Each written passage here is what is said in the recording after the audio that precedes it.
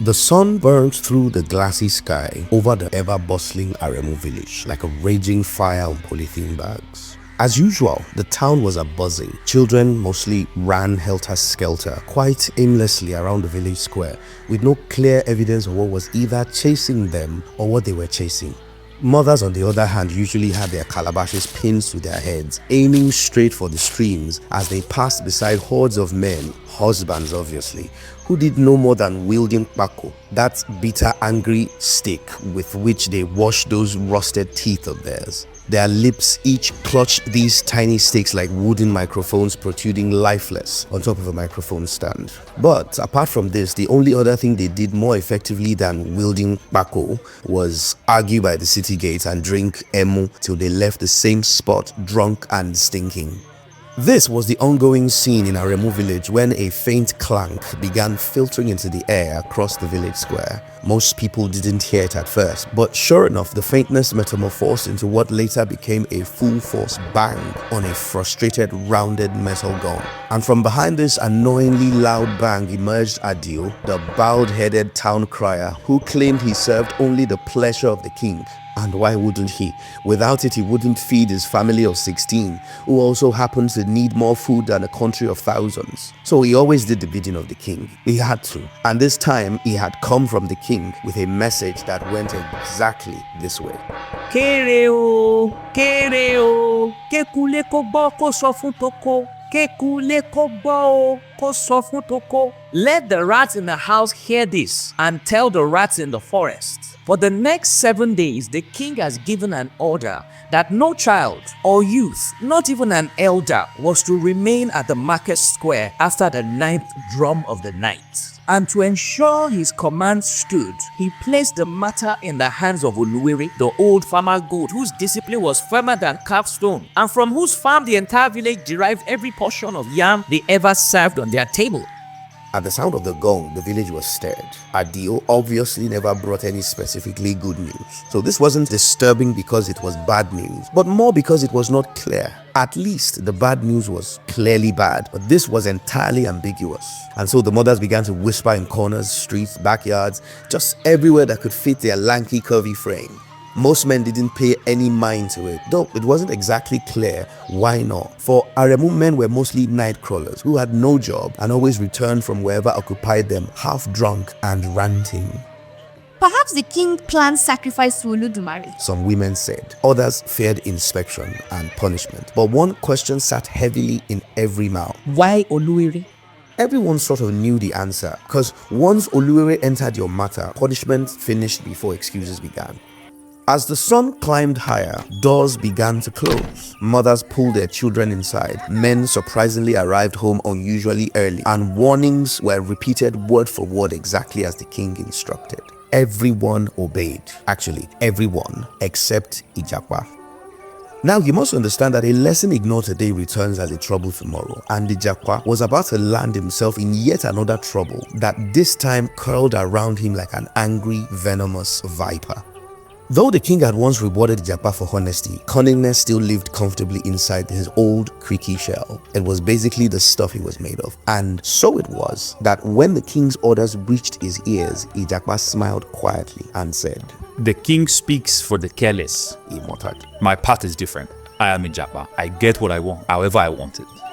Now, most people term a refusal to comply with what the king said as disobedience, but Ijapa had a different opinion on the matter. To be honest, he had some point. His farm lay beyond the river, and luckily, his old yam barn leaned feverishly and uncomfortably behind the market square, hidden from careless eyes. And his reasoning was very simple actually. It went something like this. If I don't pass through the village, then I have not disobeyed the king. So it was a flawless argument actually. The king's jurisdiction was over the village of Àrèmú, but everything Ijapa owned was just at the edge of the village. More so, if no one saw him, what was to stop him from conducting his business quietly? That was not just clever, it was ingenious and wise. But unfortunately, wisdom without obedience leads directly to the doorstep of destruction. And for Ijapa, that destruction was about to be costly, very costly.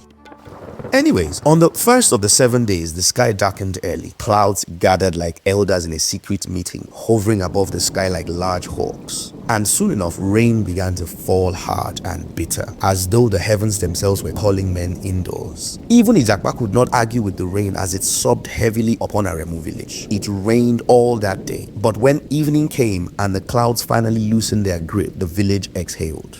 And so it was that Ijapa the tortoise set out to go to his farm after the rain stopped, knowing very well that the king's orders were just a few hours away. But Ijapa nonetheless took his farm implement and set off for the plot of land the king had given him, convinced that his plans were solid and no one could catch him even if he disobeyed the king's orders. After all, he thought to himself, the king was worried about hyenas.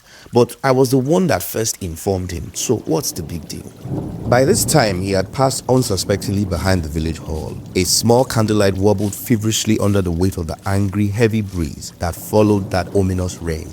No greetings, no delays, no stepping aside to gossip with old women frying gari under the gari market. His focus was towards the farm, an air of duty casting large shadows upon his repenting heart. He was sure that he was getting better and nothing was going to stop him, not even the king's orders. If he had to disobey, he was going for it. Ijapa, however, at this time had become desperately feverish. Nonetheless, he was determined to pursue his goals, as if his goals were greater than the communal safety. But he felt he knew better, and so he kept on. A few women hurried towards the nearby stream to get water for cooking. A child dangled after her father, who was pacing frantically towards his home, trying to avoid the king's deadline. No one really greeted Ijapa, and Ijapa loved the social distance he was getting, and not long after, he reached his plot, then began work. As God would have it, the ground was soft like butter. Ijapa worked tirelessly for hours, and when he was sure the darkness had fully settled way above the deadline, Ijapa proceeded to go as he planned. And by this time, the village lamps had dimmed. Everyone was inside. Whatever was outside was left there.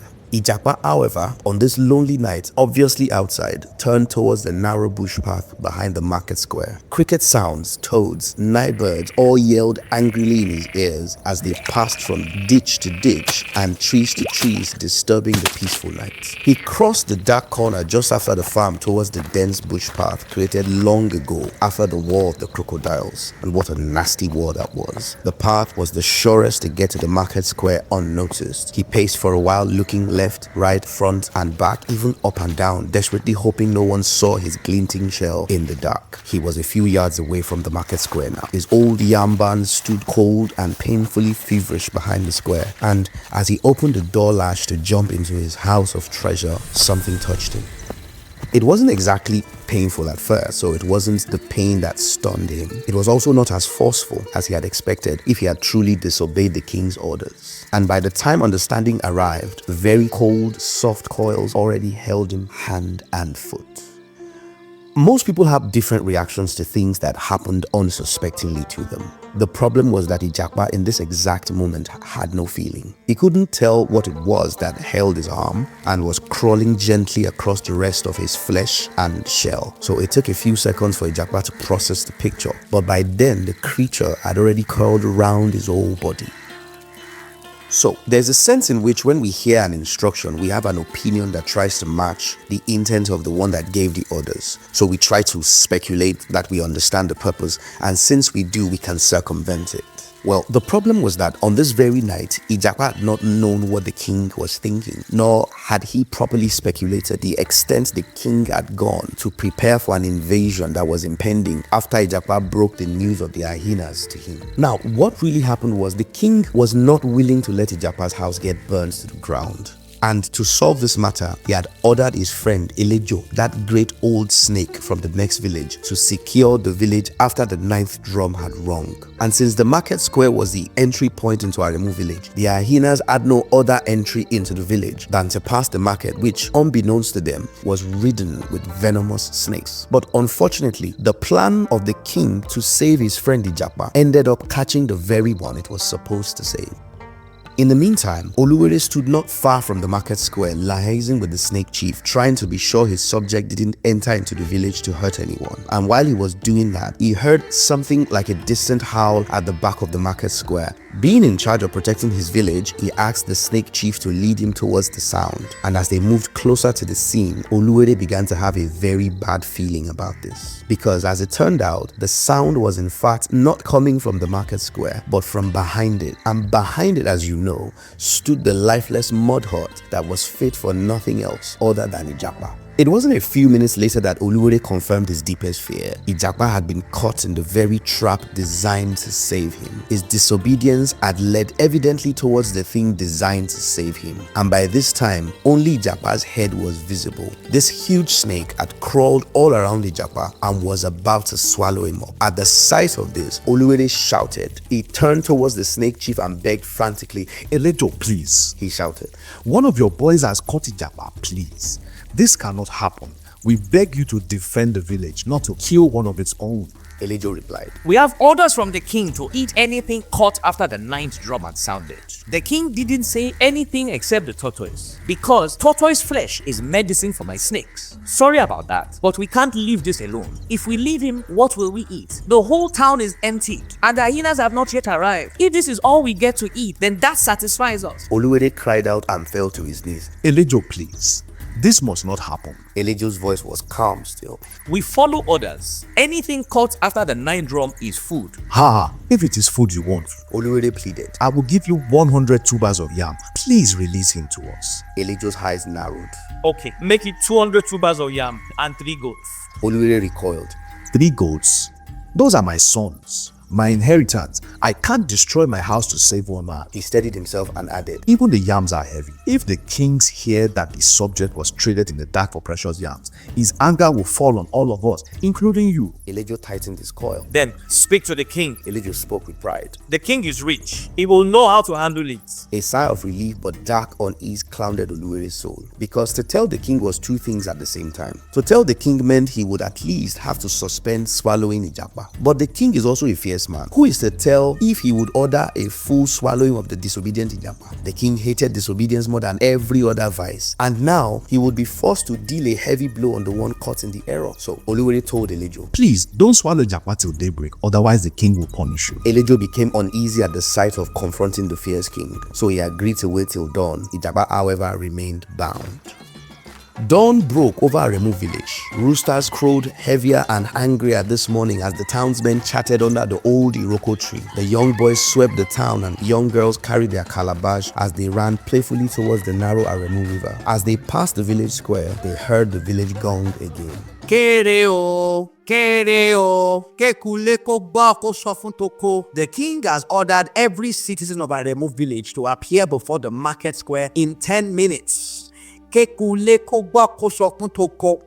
Let the rats in the house hear this and tell the rats in the forest. Everyone dropped their work and began assembling at the square. And by this time, they couldn't believe their eyes. For there it was, a huge snake had caught prey and was refusing to let it go. The king sat in his majesty, eyes swollen and angry. And then he said, People of Àrèmú, yesterday I warned everyone to stay away from the village square after the 9th drum had sounded. Whatever you were doing, you were to leave and go safely into your homes so you could be protected from the evil I planned against the enemies at our gates. But one of you refused. You decided you know better than me. You decided that my words were not binding for you. But now, he that perpetrated this act has now been caught in the very things I designed to save him. At the sound of this, everyone began to look for his child. The village square began to roar like a pot of egusi soup that had plenty of mama and eforiro. Quiet! The king blurted out, The trap I set was to save all of your lives, and most especially Ijapa, because I thought he would be the first hit if our enemies broke into our village. I ordered my old friend Elijah to send venomous snakes to bite and swallow everything that crossed the village after the 9th drum. And to spare you, I warned you to stay inside your houses to avoid being hurt by what was designed to save you. But alas, Ijapa, the very recipient I designed to save was the one who disobeyed me. Now he has been caught by the very things prepared to help him. How do I save him from the clutches of death, the one who thought my words were useless? How do I deliver Ijapa, who has been caught and is about to be swallowed? At this, the whole crowd felt silent. Then Elijah spoke up. My king, long live. As you well know, we have followed your instructions and kept it to the latter. Now, we have our prize. Please let us take him with us. We will swallow him and sell his shell. I heard the next village now has a way of turning Ijapa's shell into a weapon of war. It will fetch us great fortune. Tears welled in the king's eyes, and as he was about to speak, Yoruba flew into the crowd. My lord, please pardon. We can't let Ijapa perish. One act of disobedience should not take a life. Ijapa is one of us. If you let Ijapa die for this act, won't the people wonder if you have a judgment that can save the city? Ajishefini the squirrel added. My king, please pardon. We correct children so they may live, not so that they die. Justice without mercy teaches nothing important. Please have mercy on him. Please deliver him. Then Alakwene, the fox, finished quietly. My king, wisdom is known by how correction ends. Please help him. At this, Oluwere spotted the opportunity he had before the king, and then he spoke up. He bowed deeply and said these words that stunned Elijah. My king, he said, I offer 10 tubers of yam for the life of Ijapa. All eyes turned towards Oluwere, the old farmer goat who also happened to be the richest of everyone in the Àrèmú village and the most wild. Now, murmurs slithered through the crowd like venomous reptiles. Elijah stiffened when he saw the coyness of Oluwere. His mind returned to the night. He could have taken 200 yams if he had not been greedy to ask for 3 goats in addition to that. His own greed fell from his eyes like scales on a fish. Regret settled inside him like cold heaving stones. The king rose in his majesty and said these mighty words. Very well then, Ijapa will live. Gasps filled the square. Everyone seemed to like Ijapa. The only problem he had was that he was very cunning. But hear this, the king continued. Disobedience believes it knows better than the one who gave the instruction. But instruction is not control. Instruction is protection. He turned towards Ijapa. Live and carry this shame. At this, Elijah had no other choice. He released Ijapa. The sun, however, climbed higher as if witnessing a rare act of near death. The crowds beneath the sky dispersed slowly, murmuring as they went. And their murmurs, as you know, went outside of the city gates to the camp of the hyenas, who by now had heard how the king had set a trap for them. And to this, they knew it was time to change their plan and forget about Àrèmú village. You see, disobedience thinks it knows better. However, it does not know that the instruction was designed to save it. So the moral of the story was clear and simple. We don't reject an order simply because we do not understand it. We trust that the one who gives instruction has good intentions, and then we obey dutifully. Obedience may feel costly, but disobedience always costs more. Anyways, that evening, the sun dipped behind the hills and shadows stretched long across Àrèmú village. Ijapa sat alone in his hut. The shame still burned like a skin soaked in dry pepper for days. The memory of coils still lingered. Had the events gone differently, he would have been rotting inside the belly of that angry snake by now. But you see, there's a reason Ijapa is the most famous of all creatures. And it was simply because when he was born, they forgot to take away his cunning. They left it coiled inside his shell. And at this moment, inside his old rickety shell, a thought was already forming. And Ijapa, smiling as he mused, was not finished with Àrèmú village. For though he had narrowly escaped death, he had not escaped himself. And that old dirty self of his was already planning something new. And what he was planning this time would test the village far more than disobedience ever did. And if Ijapa was to survive the coming new moon, this next thing he was going to do was going to be the ultimate test of his existence.